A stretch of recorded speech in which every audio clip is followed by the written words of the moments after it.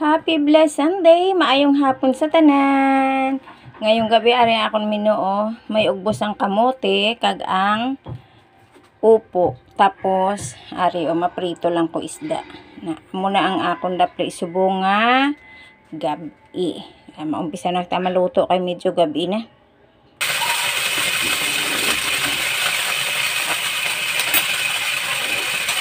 Nilagay ko dyan sabaw ng century.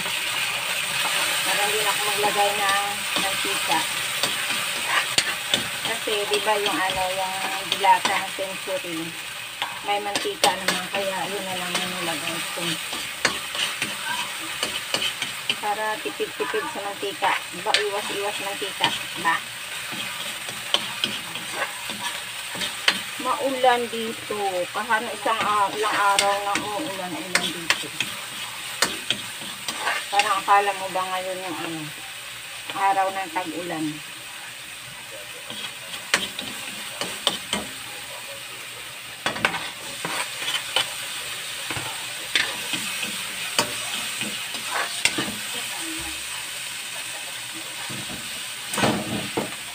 Ang kawali ko. Sumasayaw.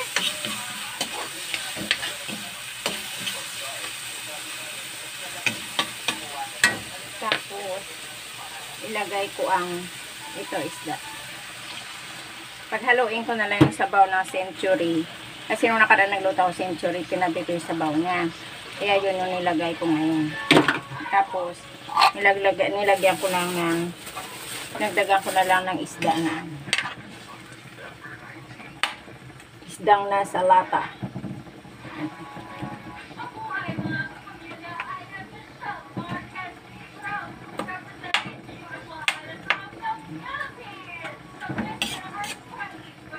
Yan, antayin natin na kumulo-kulo. Mabilis lang naman to iluto. Diyos ko, mga ilang minuto lang. Luto na to. Lamunan na.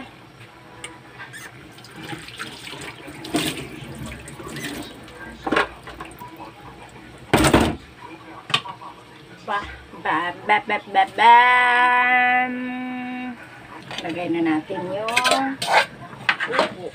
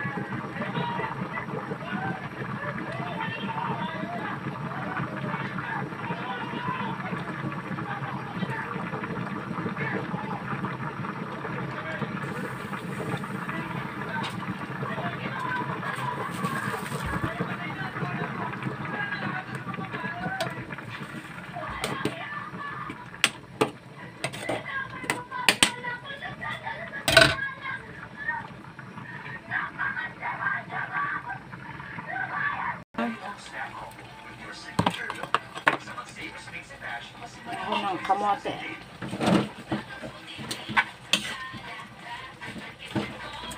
Hindi ko na to tinubigan kasi yung talbos ng kamote, yung upo ba nagtutubig din siya. Kaya hindi ko na siya nilagyan ng tubig.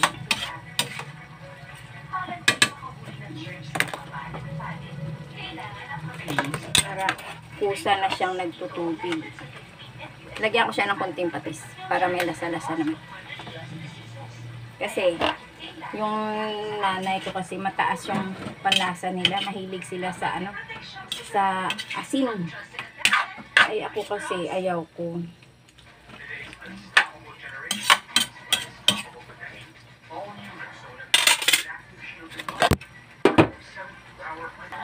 Okay, luto ng aking upo na may talbos ng kamote.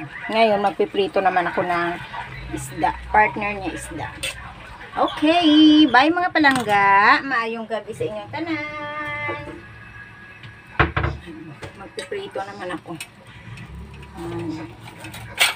Okay, bye-bye. Love you all.